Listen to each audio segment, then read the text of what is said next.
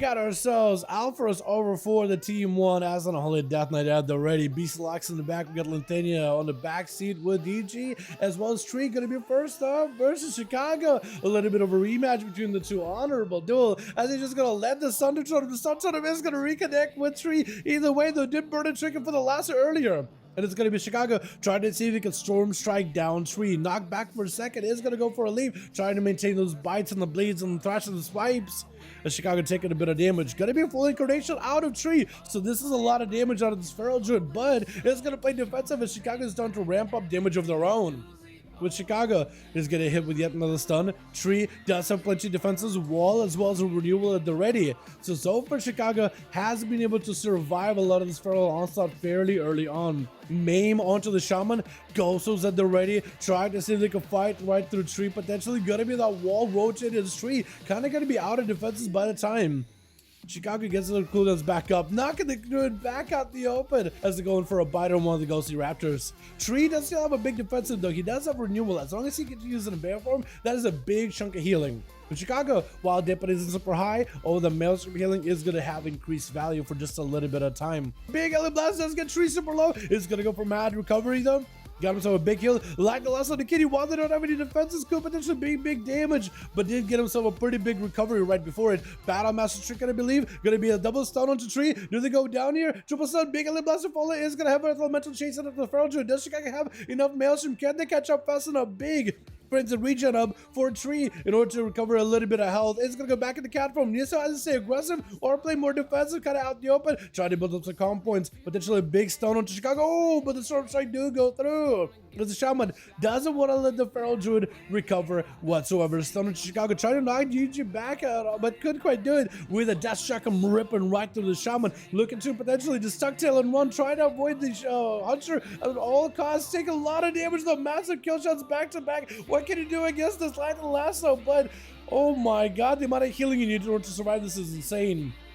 But the Hunter does chase you down with a Mortal Strike pet, as well as all that pressure, not letting Chicago really go for recovery. The Shaman just can't top themselves off immediately anymore. They can do passive healing, but can't just like go from 0 to 100 in an instant. DG does dive into a Turtle Shell. Manic Benadryl after is going to be a freeze trap onto the pet as iFox charges it, but he's taking quite a bit of damage. So DG is going to back up, Harpooning back towards iFox, keeping him in place. Is going to try to see if he can get the high ground, but it's going to be Harpoon to follow. Jumping down, it's going to be Cortez hold out of iFox, maybe big damage. DG trying to see if he can turn around the pressure, turning over onto the pet as soon as he sees iFox in a Turtle Shell. DG has no health, he's a kill shot, but still alive. iFox has no health whatsoever, so is EG. Needs to be very careful. Pet could just kill him right there. Freeze a trap onto the pet, taking so much damage, but no health whatsoever. Needs a heal right now. Trying to keep the pet CC as best as he can. Feign Death for just a second. Grenade, but iFox does eliminate him. Feign Death trying to clear any kind of shrapnel grenades, any kind of poisons off of himself, just so he keep fighting. Stuns Axe Toss with a full pet burst onto iFox. I think it's just over. There's nothing you can do. I mean, Demon Doggers, even the Imps, the Imp Firing Squad was all it took in order to take it down. Haste gonna be up next versus Beastly. The Shadow Priest charging out with a quick stun, looking for a Dark Ascension. Another portal getting silenced out. Beastly trying to avoid these Warbolts, but I think actually avoided all of them. I'm surprised. This man plays DDR. Another portal ramp is up. It's gonna be a Tyrant to follow as Beastly trying to see if he can get even more pets sent out versus Haste. Trying to maximize the value of all these pets. The Tyrant is out there pretty early on as Haze goes in for Trinket. I think trying to see if he can get away out of the Axels, but the silence still is on him. Another Axels to follow. Gonna be a Pit Lord summoned up. The mad damage. Oh my god, there's no one who can survive this. It's a Pit Lord. Oh, the Pit Lord Nether Portal build is so nutty. With Shadow is gonna be up next. Big heal for Beastly, burning that Soul Shard into a Hellstone. That gives him a massive chunky cookie with chocolate chip to consume. This is going to get some pets over versus Shadowwrist. Shadowwrist wants to just keep the pressure onto the Warlock, looking to lock him down. The Demon Doggers are in. The Mortal Coil sent him in the other direction. If he were to follow, does he have a Temporal? He doesn't, not Temporal, but a Tremor. He does have a Tremor Totem to get him back on his feet. And Beastly with yet another Axos, just trying to see if he can stay away from Shadowwrist as best as he can. Trying not to cast in his face too much, just trying to stay as instant cast as possible. And it's done a pretty decent job so far, being able to put quite a bit of pressure versus Shadowwrist is going to be important to follow him. Does BC have any more survivability left? Does have a wall. It's going to be an obelisk down. Nobody ever kills the obelisk, but if you can get some pets in there, that could be massive. Alien Blaster follow as BC trying to go for a fear. Hand to go down right after. Maybe in a bit of trouble. I think it's over for him. And Shadowlands is playing more of that elemental shaman build, or the elemental enhancement build, rather. Alpharus summoning up a big A-bomb, trying to see if he can stop Shadowlands from getting out of there, but that's going to be a totem. He's going to be able to walk right through it with a death advance, but your main pets are going to get trapped up like the Gargoyle and some of those other ghouls and skeletons. Alpharus trinkets out of that stun, going to be a stun back to Shadowlands. No way out for the shaman, I think maybe over, and the man I think is going to be going down with Alpharus trying to take that momentum onto the next guy with Daniel CEO. The Feral Druid going to be up next. Is going to be able to barrage him, dripping him out in the open, trying to keep him next to his pets with the mages, the gargoyles, everything. And Daniel just trying to avoid all these pets as best as possible. He knows they're going to be timing out very, very soon. So you might as well just avoid him as best as you can. Death Claw is flying in as Alpha is trying to see if he can put some pressure blind onto Daniel.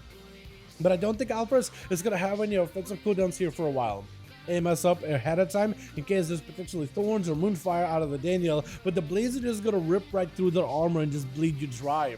As Daniel looking for bleeds and run, bleeds and kite, and try to mostly avoid Alpharus. You can only avoid a portion of his damage though, because that ghoul, that Dark Transformation ghoul, is going to do quite a good portion of his output. Massive damage on Daniel, could be in big trouble. Does he go down here? Can wall bars get everything? He may just need to burn every defensive to survive this, as Alpharus trying to keep the pressure rolling in with those ghouls. The Army of the Dead still surrounding Daniel, trying to see if he can leap right to Alpharus, avoiding those pets as best as he can. Alpharus has himself a little bit of Death Strikes. Could he potentially use that to survive here? Actually getting the Feral Druid so low, but doesn't quite get him. And it's going to be Lintenia, last one left, as the Druid has nothing left, limping, licking his wounds, and I don't know if Lintenia is going to give him much of an honor duel here, but it will seem. Lintenia opening up onto Daniel after time is spent. I think it was a eye picked up by Daniel too. Lintenia looking for a couple of back-to-back ambushes, striking at the Druid, trying to avoid his ire as best as possible. It's going to potentially be an evasion, as the Feral Druid just counterplay defensive, just has to tank up and bristle that hide. Prepare for the war. It's going to be a kidder shot on Daniel, trying to go reverse the stuns back into Lithania, but Daniel's so low in health. Evasion off of the rogue, nothing he can do. Oh, my goodness, the Owl of the Rogue, man. They're so deadly. Bear form, not enough to keep you to stay alive and heal through it. In fact, bear form is there just to keep you a little bit survivable, but not by much. Did BC get 2 kills there? BC might have gotten 2 kills, man. I want to see more of that big old Pit Lord builds. They're so cool looking. Like that ramp. I feel like it's like the one shot right now, but that ramp is so fun. All right, let's get another one going here, boys. Yeah.